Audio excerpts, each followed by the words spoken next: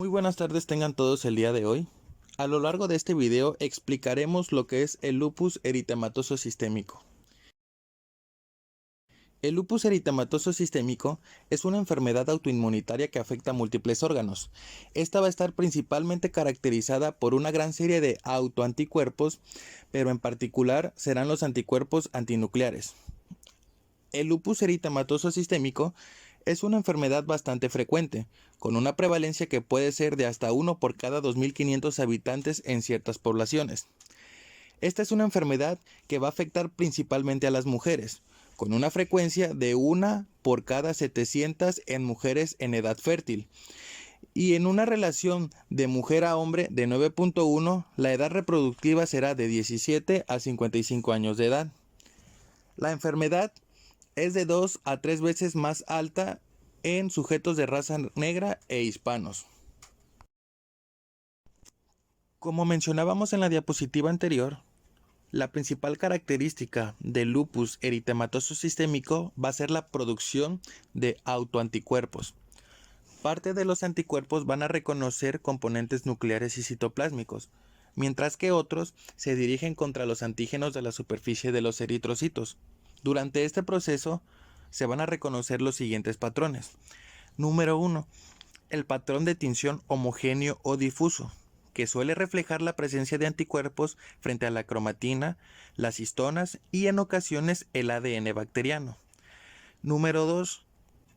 Un patrón de tinción anular o periférico, que es con frecuencia indicativo de anticuerpos frente al ADN bacteriano y a veces a proteínas de la cubierta nuclear. Otro de los patrones va a ser el patrón moteado, que se refiere a la presencia de motas uniformes o de tamaño variable. Este es uno de los patrones más frecuentemente observados de la fluorescencia y por lo tanto el menos específico. Otro de los patrones va a ser el patrón centromérico, que es indicativo de anticuerpos específicos frente a los centrómeros. Este patrón se observa a menudo en pacientes con esclerosis sistémica. Y por último, tendremos un patrón nucleolar, que se refiere a la presencia de algunas manchas definidas de fluorescencia dentro del núcleo y esta va a representar anticuerpos frente al ARN. Ahora bien, en estas imágenes podemos observar patrones de tinción de los anticuerpos antinucleares. En la imagen A podemos observar la tinción homogénea o difusa de los núcleos, que es típica de los anticuerpos recreativos frente al ADN, los nucleosomas y las histonas, y esta es frecuente en el lupus eritematoso sistémico. En la imagen B podemos observar un patrón moteado con anticuerpos contra varios antígenos nucleares. En la imagen C podemos ver el patrón de tinción de los anticuerpos contra el centrómero que se observa en algunos casos de la esclerosis sistémica. Y por último, en la imagen D podemos apreciar un patrón nucleolar que es típico de los anticuerpos contra las proteínas nucleolares.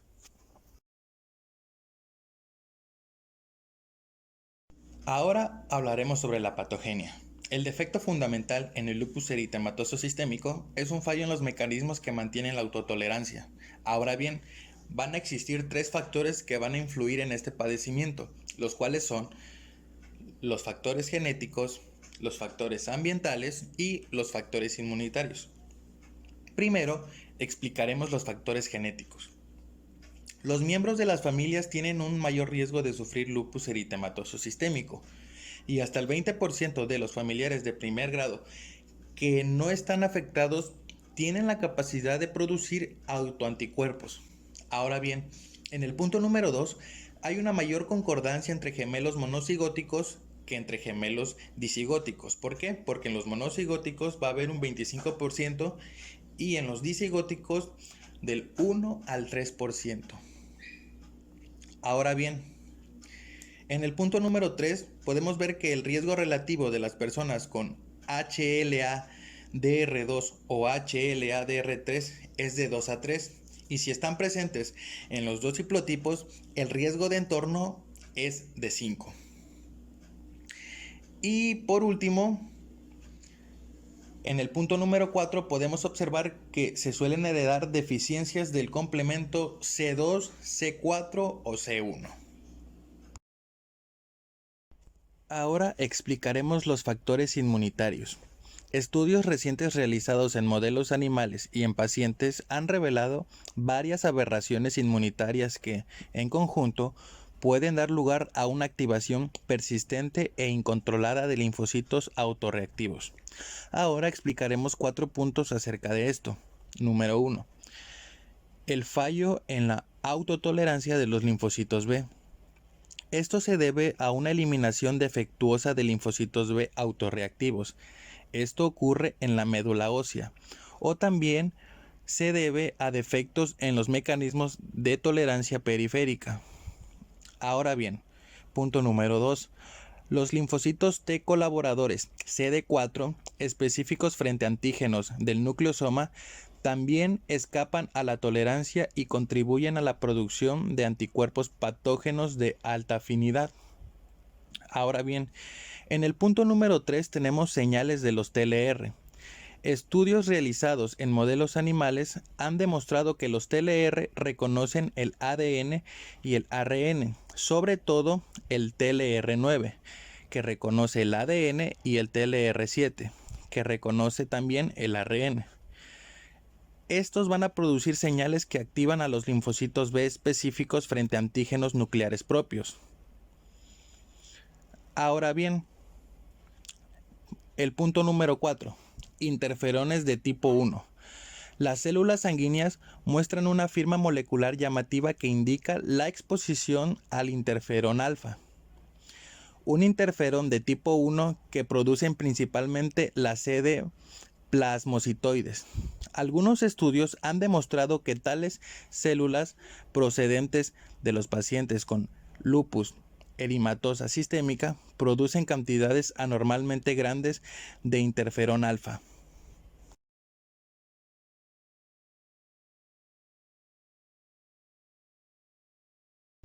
Ahora explicaremos los factores ambientales. Hay muchas indicaciones de que los factores ambientales también participan en la patogenia del lupus eritematoso sistémico. A continuación explicaremos 3 puntos acerca de esto. En el primer punto vemos el fracaso de tolerancia del linfocito B. ¿Esto por qué sucede? Porque la exposición a la luz UV exacerba la enfermedad en muchos sujetos. La radiación UV puede inducir la apoptosis, pero también puede alterar el ADN y hacerlo inmunógeno. Esto quizás suceda por potencializar su reconocimiento por los TLR. Además, la luz UV puede modular la respuesta inmunitaria. Ahora bien, el punto número 2. El sesgo sexual del lupus eritematoso sistémico es atribuible en parte a las acciones de las hormonas sexuales y en parte a los genes situados en el cromosoma X, independiente de los efectos hormonales. Y por último, en el punto número 3, vemos que los fármacos como la hidralazina, la procainamida y la depenicilamina puede inducir un trastorno similar al lupus eritematoso sistémico. Ahora bien, explicaremos acerca de los mecanismos de lesión tisular. Diferentes autoanticuerpos son la causa de la mayoría de las lesiones del lupus eritematoso sistémico. Durante este tema hablaremos acerca de 4 puntos. Número 1. La mayoría de las lesiones sistémicas se deben a los inmunocomplejos. En este caso, hablaremos acerca de la hipersensibilidad de tipo 3. Pueden detectarse complejos ADN anti-ADN en los glomérulos y en los vasos sanguíneos pequeños.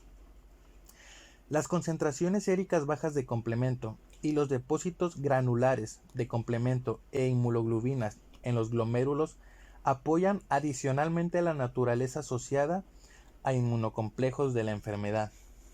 Ahora bien, en el punto número 2 encontramos anticuerpos de diferentes especificidades que van a contribuir al trastorno y a las manifestaciones clínicas del lupus eritematoso sistémico. En este caso, hablaremos de la hipersensibilidad de tipo 2. Autoanticuerpos específicos frente a los eritrocitos, los leucocitos y las plaquetas optimizan a estas células y promueven su fagocitosis, lo que provoca citopenias. Ahora bien, en el punto número 3 encontramos el síndrome por anticuerpos antifosfolipídicos. Los pacientes con anticuerpos antifosfolipídicos pueden sufrir trombosis tanto venosas como arteriales, que pueden asociarse a abortos espontáneos repetidos y a isquemia cerebral u ocular focal. Y por último, vemos las manifestaciones neuropsiquiátricas del lupus eritematoso sistémico. Ahora bien, se han atribuido anticuerpos que atraviesan la barrera hematoencefálica y estas van a reaccionar con neuronas receptoras para varios neurotransmisores. A continuación, podemos observar una tabla con manifestaciones clínicas patológicas del lupus eritematoso sistémico. Los porcentajes son aproximados y estos pueden variar con la edad, la etnia y otros factores. Ahora hablaremos acerca de la morfología renal. Hasta el 50% de los pacientes con lupus eritematoso sistémico tienen una afectación renal con relevancia clínica. Y el riñón casi siempre muestra los signos de alteración si se examina con microscopía electrónica. Ahora bien, hablaremos acerca de los patrones de la morfología renal. Número 1. La nefritis lúpica mesangial mínima. Esta es muy infrecuente y se caracteriza por el depósito de inmunocomplejos en el mensagio, identificados mediante inmunofluorescencia y microscopía electrónica, pero sin cambios estructurales en la microscopía óptica. Ahora bien, punto número 2. La nefritis lúpica proliferativa mesangial. Esta se caracteriza por una proliferación de células mesangiales y va a estar acompañada a menudo de una acumulación de matriz mesangial y depósitos mesangiales granulares de inmunoglobulinas y complementos sin afectación de los capilares glomerulares. Ahora bien, punto número 3. La nefritis lúpica focal. Se define por la afectación de menos del 50% de todos los glomérulos. Las lesiones pueden ser segmentarias, es decir, que van afectando solo a una porción del glomérulo, o también puede ser globales, que va a ser afectando a todo el glomérulo. Ahora bien, punto número 4. La nefritis lúpica difusa. Es la forma más frecuente y grave de la nefritis lúpica. Las lesiones son idénticas a la de la clase 3, pero difieren en extensión. En la nefritis lúpica difusa, la mitad o más de los glomérulos están afectados. Ahora bien, vamos con el punto número 5. La nefritis lúpica membranosa. Se caracteriza por un engrosamiento difuso en las paredes capilares y esto es debido al depósito subepitelial de inmunocomplejos, que esto va a ser similar a la nefropatía membranosa idiopática. Ahora bien, por último tenemos la nefritis lúpica esclerosante avanzada. Se caracteriza por esclerosis del más del 90% de los glomérulos y representa una nefropatía terminal. A continuación podemos observar nefritis lúpica. En la imagen A podemos observar glomerulonefritis proliferativa focal, con dos lesiones necrosantes focales a las 11 y a las 2 horarias. En la imagen B podemos observar glomerulonefritis proliferativa difusa. Obsérvese el incremento acentuado de la celularidad a lo largo del glomérulo, que es la tinción con HE. En la imagen C tenemos nefritis lúpica mostrando un glomérulo con varias lesiones. En la imagen D podemos observar una microfotografía electrónica de una asa capilar glomerular renal de un paciente con nefritis por lupus eritematoso sistémico. En la imagen E podemos observar un depósito de anticuerpos de inmunoglobulina en un patrón granular detectado mediante la inmunofluorescencia. Ahora podemos observar la morfología de la piel, articulaciones y sistema nervioso central. Podemos ver el lupus eritematoso sistémico con afectación cutánea. En la imagen A podemos apreciar una sección teñida con HE donde muestra una degeneración licuefactiva de la capa basal de la epidermis, pero también podemos observar un edema en la unión dermoepidérmica. Y por último, en la imagen B apreciamos una microfotografía de la inmunofluorescencia con la tinción del IgG.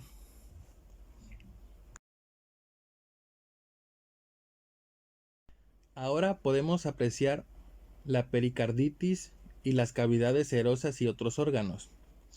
Dice que la inflamación puede ser aguda, subaguda o crónica. En fases agudas aparece un exudado fibrinoso y en la crónica se cubre de un tejido fibroso. Ahora bien, podemos apreciar en la imagen endocarditis de Liebman-Sachs en la válvula mitral de un paciente con lupus eritematoso.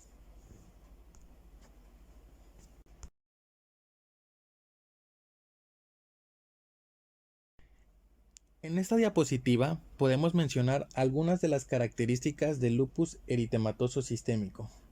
Esta va a ser una enfermedad multisistémica muy variable y su diagnóstico se basa en una constelación de observaciones clínicas, serológicas y morfológicas. A continuación, una lista de estas. Ahora hablaremos sobre el lupus eritematoso discoide crónico. El lupus eritematoso discoide crónico es una enfermedad en la que las manifestaciones cutáneas imitan a las del lupus eritematoso sistémico, pero son inusuales en las manifestaciones sistémicas. Esta se va a caracterizar por la presencia de placas cutáneas, sobre todo en la cara y el cuero cabelludo, que muestran grados variables de edema, eritema, descamación, tapones foliculares y atrofias cutáneas rodeadas de un borde eritematoso elevado. Por último, hablaremos sobre el lupus eritematoso inducido por fármacos. Puede aparecer un síndrome similar al del lupus eritematoso sistémico en los pacientes que reciben fármacos como la hidralazina, la procainamida, la isoniazida y la de penicilamina.